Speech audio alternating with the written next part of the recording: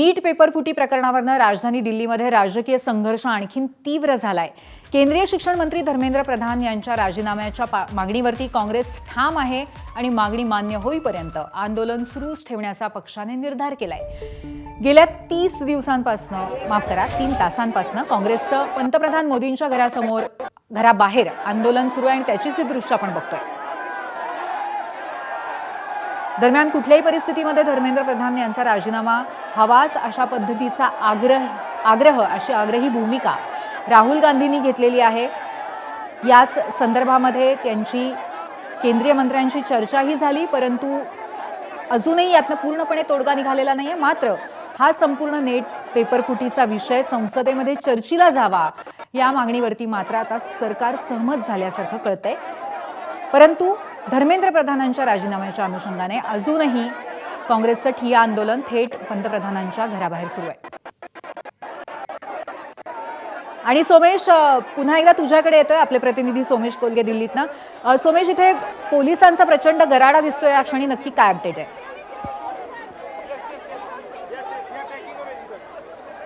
आता आपण पाहतोय की काँग्रेसच्या कार्यकर्त्यांची धरपकड पोलिसांकडून सुरू झालेली आहे। जर आता आपण पाहिलं तर इथे काही कार्यकर्ते हे पोलिसांच्या गाडीत बसलेले आहेत आणि पंतप्रधानांच्या निवासस्थानी अतिशय संवेदनशील सुरक्षेच्या दृष्टीने असा हा परिसर आहे आणि त्या ठिकाणी हे काँग्रेसचे कार्यकर्ते, काँग्रेसचे खासदार हे सगळेच जण हे करत होते, आंदोलन करत होते आणि या आंदोलनाच्या शेवटी आता पोलिसांनी त्यांना उठायची विनंती केली आणि तरीसुद्धा ते शेवटी तिथून हलत नव्हते।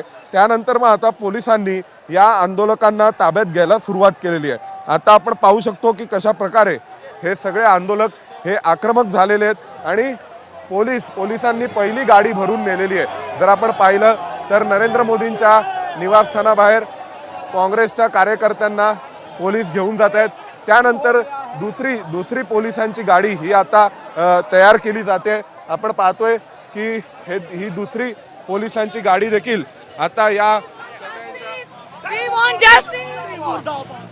कार्यकर्ते इथून ताब्यात घेऊन पोलीस घेऊन चाललेले आहेत। परत एकदा जर आपण पाहिलं तर कारण इथे राहुल गांधी, प्रियांका गांधी यांचं आंदोलन सुरू होतं आणि त्यांच्यासोबत असंख्य काँग्रेस कार्यकर्ते देखील सहभागी झाले होते आणि आता आपण पाहतोय की कशा प्रकारे पोलिसांनी मानवी साखळी ही या गाडीच्या अवतीभोवती ठेवलेली आहे आणि या सगळ्यांना आता गाड्यांमध्ये भरून पोलीस घेऊन चाललेले आहेत। आपण पाहतोय की कशा प्रकारे काँग्रेसचे कार्यकर्ते जे राहुल गांधींच्या सोबत, प्रियांका गांधींच्या सोबत या आंदोलनामध्ये सहभागी झालेले होते त्या सर्वांना आता पंतप्रधानांच्या निवासस्थानाबाहेरून नेलं जात आहे।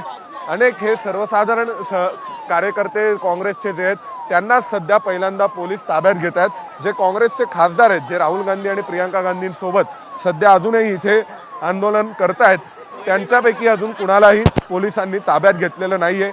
आता फक्त जे कार्यकर्ते आहेत त्यांना ताब्यात घेतलं जात आहे आणि राहुल गांधी, प्रियांका गांधी हे मात्र ठाम आहेत। आपण पाहू शकतो की पोलिसांनी अनेक कार्यकर्त्यांची धरपकड केलेली आहे। जर आपण पाहिलं तर या कार्यकर्त्यांमध्ये काँग्रेसचे नेते देखील आहेत, काँग्रेसच्या छत्तीसगडचे माजी मुख्यमंत्री देखील यामध्ये आहेत आणि या सर्वांना आता काँग्रेस पक्षाकडून पोलिसांनी ताब्यात घेतलेले आहे। काँग्रेस पक्षाच्या कार्यकर्त्यांना पोलीस ताब्यात घेतात। आपण पाहू शकतो पंतप्रधानांच्या निवासस्थानाबाहेर हे सुरू आहे, कारण पंतप्रधानांच्या निवासस्थानाबाहेर गेले अनेक वेळ ह्याचा सर्वांचं आंदोलन सुरू होतं। राहुल गांधी, प्रियांका गांधी इथे उपस्थित होते आणि त्यानंतर आता कार्यकर्त्यांना पोलीस ताब्यात घेत आहेत आणि कार्यकर्त्यांना गाड्यांमध्ये भरून पोलिसांनी ताब्यात घेतलेलं आहे, कारण पंतप्रधानांच्या निवासस्थानाबाहेर आंदोलनाची परवानगी नव्हती असं पोलिसांचं म्हणणं आहे। पण विशेष म्हणजे इथे अनेक काँग्रेसचे जे अन्य वरिष्ठ नेते आहेत ते त्यांना अजूनपर्यंत पोलिसांनी ताब्यात घेतलेलं नाही। आपण पाहू शकतो पण जेव्हा काँग्रेसचे खासदार इथे आंदोलन करत होते त्यावेळी त्याशिवाय या सर्व काही कार्यकर्तेही सहभागी झाले होते। आपण पाहतोय की कशा प्रकारे काँग्रेसचे कार्यकर्ते आणि पोलिसांमध्ये धक्काबुक्की सुरू आहे आणि या सगळ्यावरून आपण पाहतोय की पोलीस हे काँग्रेसच्या कार्यकर्त्यांना ताब्यात घेत आहेत, कारण पहिल्यांदा इथे खासदार आले होते, राहुल गांधी आले होते, प्रियांका गांधी आल्या होत्या, पण त्यानंतर हळूहळू अनेक कार्यकर्ते देखील इथे काँग्रेसचे महिला कार्यकर्त्यांना महिला पोलिसांच्या मार्फत ताब्यात घेऊन गाडीमध्ये भरलं जात आहे, तर अन्य कार्यकर्त्यांना पोलीस ताब्यात घेत आहेत आणि गाडीत भरतायत आणि इथली गर्दी कमी करण्याचा प्रयत्न हा सध्या पोलिसांकडून केला जातोय। अजूनही ज्या इतर कार्यकर्ते अजूनही आंदोलन करतायत ते आणि अजूनही पंतप्रधानांच्या निवासस्थानीच आहेत। पंतप्रधानांच्या निवासस्थानाहून ते हलायला तयार नाही आहेत। आपण इथे पाहू शकतो की सेम प्लेट भी नहीं है सेम प्लेट भी नहीं है सेम प्लेट भी नहीं है सेम प्लेट का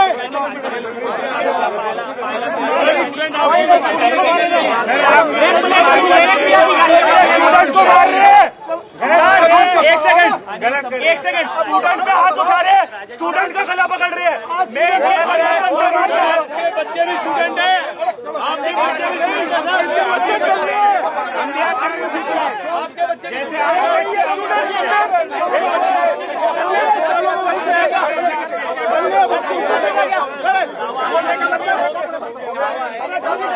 जेल में बंद कर सकते हैं, लाठियां मार सकते हैं, दुर्व्यवहार कर सकते हैं, पर मोदी जी को जवाब देना पड़ेगा इन हिंदुस्तान के लाखों बेटा बेटियों को जिन्होंने पेपर लीक से अपना भाग्य खोया है, अपने कुल का चिराग खोया है।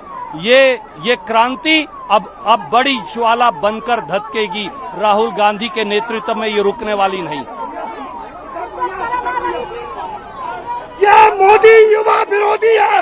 अगर आज इसने छात्रों पे युवाओं पे लाठियां चलवाई है, याद रखना ये उस देश का युवा है जिन्होंने इस देश को आजादी दिलाई और देश को विश्वगुरु बनाएगा।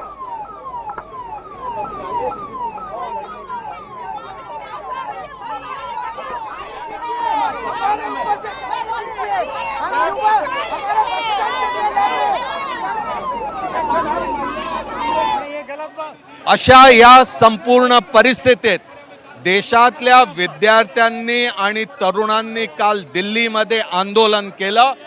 शांतिपूर्ण आंदोलन होतं, पण त्याला दडपण्याचा दाबण्याचा प्रयत्न कशा प्रकारे इथे नरेंद्र मोदी यांच्या इशाऱ्यावरती दिल्ली पोलिसनी केलं हे पूर्ण भारतानं बघितलं। आज कालच्या प्रदर्शनकारींवरती ज्या प्रकारे अत्याचार करण्यात आला त्याचा विरोध करण्याकरता आणि त्या विद्यार्थ्यांना समर्थन देण्याकरता आम्ही सर्व एकत्र आलो। पण आज आपण बघत आहात खरगे साहेब इथे येऊन गेले, राहुलजी, प्रियंकाजी, सुप्रिया सुळे आणि हे सर्व काँग्रेसचे इथे सर्व नेते इथे एकत्र आल्यानंतर कशा प्रकारे दडपशाहीचं राजकारण, हुकुमशाहीचं राजकारण इथे नरेंद्र मोदींचं सुरू आहे हे आपण सर्वांनी चांगल्या प्रकारे बघितलं आहे। पण हा विरोध सुरू राहील। आज फक्त प्रतिकात्मक विरोध आम्ही दर्शवला, पण हे आंदोलन अजून देशव्यापी होईल आणि तीव्र होणार आहे। तर यामध्ये धर्मेंद्र प्रधानांच्या राजीनाम्यासह आता पंतप्रधान आणि गृहमंत्र्यांचाही राजीनामा मागितला जातोय, त्याचं कारण बिलकुल, कारण की त्या धर्मेंद्र प्रधानला पूर्णपणे संरक्षण देण्याचं काम पंतप्रधान नरेंद्र मोदी करत आहे। पंतप्रधान त्या प्रधानाला सुरक्षित ठेवण्याचं काम करतात, पण देशाचे तरुण, देशाचे विद्यार्थी जे परीक्षेकरता बसतात त्यांचं भविष्य बनवण्याकरता त्यांचं रक्षण करण्याचा प्रयत्न